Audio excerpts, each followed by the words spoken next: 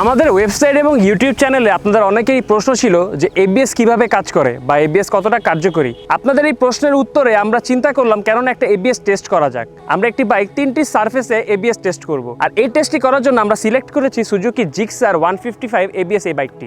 আমরা চেক করব এই বাইকটির এবিএস কতটা ইফিশিয়েন্টলি কাজ করে এবং সেটি এই ভিডিওতে আপনাদেরকে দেখাবো। ম্যাক্সিমাম প্রিমিয়াম বাইকগুলোর মধ্যেই কিন্তু এবিএস এর ফিচার আমরা দেখতে পাই। অবশ্যই এবিএস একটি লাইফ সেভিং ফিচার বাইকারদের জন্য। এবিএস থাকার ফলে কিন্তু আগের থেকে দুর্ঘটনার পরিমাণ অনেকটা কমে এসেছে, কেননা ডিস্ক ব্রেক থাকার ফলে বাইক স্কিড হয়, আর এবিএস আসার পরে এই স্কিড করা আর আপনার ব্রেকিংয়ের যে ডিস্টেন্স এটিও কিন্তু কমিয়ে নিয়ে এসেছে এবিএস ব্রেকিং সিস্টেম। তো এবিএস সম্পর্কে জানার জন্য, এবিএস টেস্ট দেখার জন্য প্রথমে আপনাকে জানতে হবে এবিএস কী এবং এর সুবিধা অসুবিধা। তো চলুন আমরা দেখি এবিএস সিস্টেমটি কী এবং কীভাবে কাজ করে এবং এর সুবিধা অসুবিধা। সাধারণত আমরা যখন কোনো বাইকের ব্রেক লিভার প্রেস করি তখন ডিস্কের সাথে থাকা ক্যালিপার ডিস্কটিকে চাপ দিয়ে ধরে হুইলের গতি কমিয়ে দেয়। তবে হাই স্পিডে বা এমার্জেন্সি ব্রেকিংয়ের সময় ব্রেক প্রেস করলে ডিস্কটি হঠাৎ লক হয়ে যায়, যার ফলে অনেক সময় রাস্তা এবং চাকার যে ট্র্যাকশন এটা কমে যায় এবং চাকায় স্কিড করে, যেটি আমাদের দেশে দুর্ঘটনার অন্যতম একটি কারণ। মূলত এবিএস ডিস্কে লক হওয়াকে প্রিভেন্ট করে এবং মোটরসাইকেলকে স্টেবল রাখে। এর জন্য সামনের ডিস্কের সাথে একটি স্পিড সেন্সর থাকে যেটি কন্টিনিউয়াসলি হুইলের গতিকে রেকর্ড করে এবং তা ইসিইউতে পাঠায়।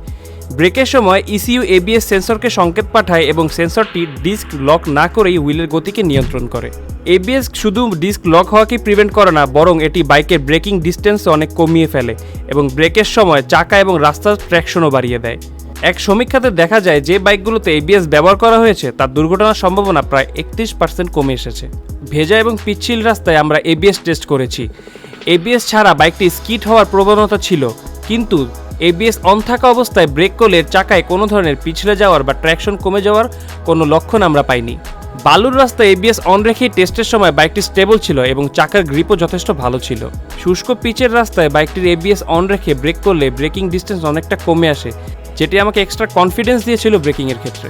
অবশ্যই চেষ্টা করবেন সামনের এবং পেছনের ব্রেক একসাথে ট্যাপ করার জন্য, এতে আপনার বাইক স্টেবল থাকবে এবং খুব অল্প জায়গার মধ্যেই কিন্তু আপনি আপনার বাইক থামাতে সক্ষম হবেন। তো এই ছিল আজকের মতো আমাদের সুজুকি জিক্সার 155 এর এবিএস নিয়ে একটি ভিডিও। নেক্সট কোন বাইকটির এবিএস টেস্ট আপনারা দেখতে চান আমাদের ভিডিওর কমেন্ট বক্সে আমাদেরকে জানাবেন। সবসময় ট্রাফিক আইন মেনে চলবেন এবং আমাদের ওয়েবসাইটটিকে ফলো করবেন www.bikebd.com। সবাই সুস্থ থাকবেন, ভালো থাকবেন। আল্লাহ হাফেজ।